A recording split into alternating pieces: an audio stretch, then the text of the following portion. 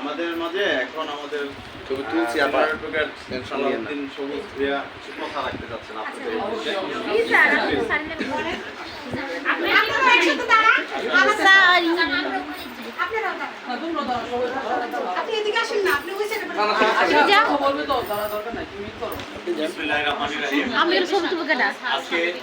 আমি প্রথমেই ধন্যবাদ জানাই জাতীয়তাবাদী আইন ছাত্র ফোরামের নেতৃবৃন্দদেরকে যারা আজকে এই সুন্দর অনুষ্ঠানের আয়োজন করেছে।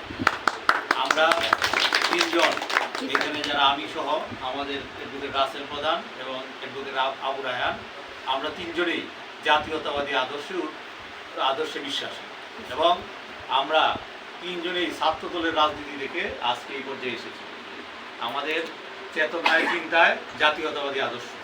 আপনারা এখানে যারা উপস্থিত হয়েছেন আপনারাও জাতীয়তাবাদী আদর্শ। প্রথম বাংলাদেশ শেষ বাংলাদেশ। আমাদের শহীদ রাষ্ট্রপতি জিয়াউর রহমানের একটা উক্তি যেটা আমাকে সবসময় আন্দোলিত করে, তিনি বলেছিলেন যে দেশের বাইরে আমাদের বন্ধু আছে কিন্তু কোনো প্রভু নাই।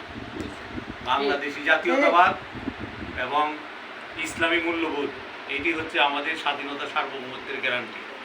এবং আজকে যে 24 সালে যে বিপ্লব হয়েছে, স্বৈরাচারের পতন হয়েছে, ছাত্র জনতা যারা জীবন দিয়েছে, আমরা তাদের আত্মার প্রতি গভীর শ্রদ্ধা জ্ঞাপন করি এবং তাদের আত্মার মাগফিরাত কামনা করি।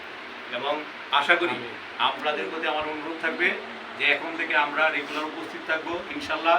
এই কলেজে প্রত্যেকটা প্রোগ্রাম জাঁকজমকপূর্ণভাবে পালিত হবে। নারায়ণগঞ্জ আইন কলেজে অতীত ঐতিহ্য ছিল। আমি এই আইন কলেজের ছাত্র ছিলাম, আমাদের সময় এই ছাত্র সংসদ ছিল, আমরাও ছিলাম ছাত্র সংসদে। এই আইন কলেজের যে ঐতিহ্য ছিল আমরা চেষ্টা করব এই আইন কলেজের ঐতিহ্য আবার ফিরিয়ে আনার জন্য। এবং আপনারাও চেষ্টা করবেন যে আপনাদের মতাদর্শে যারা বিশ্বাসী তারা যে বেশি বেশি আইন কলেজে ভর্তি হলে এটা আরও আইন কলেজটা আরও সমৃদ্ধ হবে। পরিশেষে আপনারা এই রাত্রেবেলায় কষ্ট করে এখানে এসেছেন এবং আমাদেরকে যে আজকে সম্মানিত করেছেন এই জন্য আপনাদেরকে আবারও অন্তরের অন্তঃস্থল থেকে ধন্যবাদ জানাই।